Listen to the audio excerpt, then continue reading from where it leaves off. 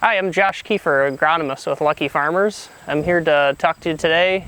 I'm at the Menor plot where we have corn and soybeans, where we've had for numerous years just south of Luckey, Ohio. Want to start out by 2017 was quite the strange year for weather, bugs, and disease pressure.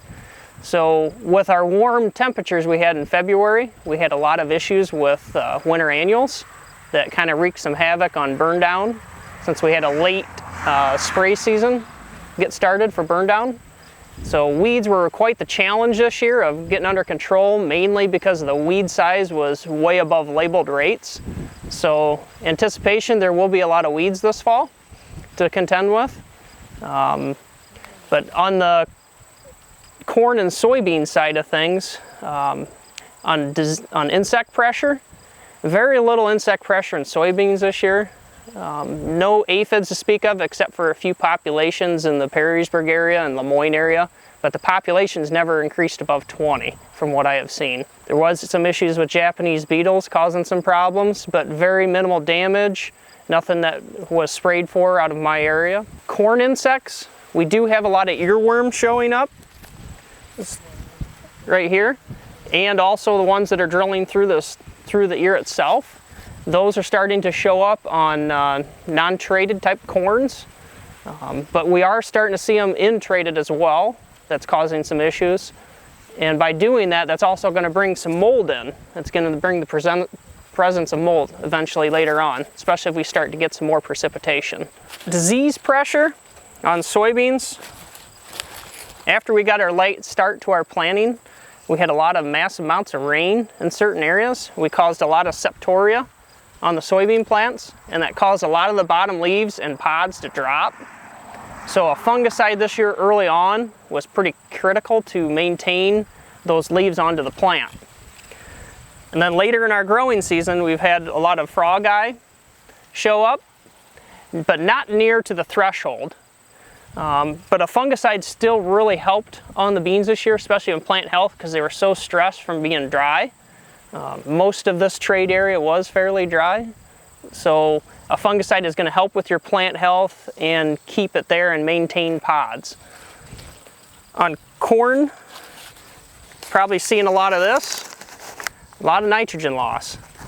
With the rains we had early on in that V4 to V7 range on most of this corn, we lost quite a bit of nitrogen. A lot of areas had over 10 inches within a week or two. That's cause for pretty substantial loss, even if it was protected with an Agritane or a Factor or Nutrisphere type of product. Corn diseases. Start off with, in my area towards the west, we had a lot of common rust show up. So we did spray a lot of corn with the airplane and or ground machine before tassel and after tassel for common rust. The big concern in southern Ohio was southern rust, which I did locate some areas where we did have a few issues, and those got us sprayed as well with a fungicide by the airplane, and that helped eliminate some issues of it traveling up the plant. Normally, gray leaf spot is an issue early on, but I never really seen it until later this season. It hasn't showed up for the past 2 or 3 weeks. That's when it started to show. But where we have applied a fungicide, whether it be with a ground machine before it was too tall or an airplane, we were able to stop this from traveling any farther up the plant. And northern, usually northern is a huge yield robber. Very little issues here and there. It's more of a variety type of thing or which company it comes from. But the fungicides have stopped it. The untreated does have some bigger issues, so that will be affected in some way.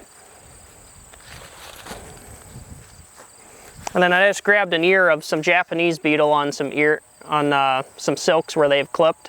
There's been a fair amount of that, but I think they came later on where it shouldn't hurt our kernels. So they clipped it off, I think, after it was pollinated. So this one would have been clipped probably right 3/4 of the way into the pollination on the silk where we have some missing kernels throughout the rows. And we do have a lot of tip back, which is pretty common this year. We didn't have the rain to finish off the crop and to keep those plants or the ears from developing more kernels. Thanks for your time, and again, I'm Josh Kieffer with Luckey Farmers.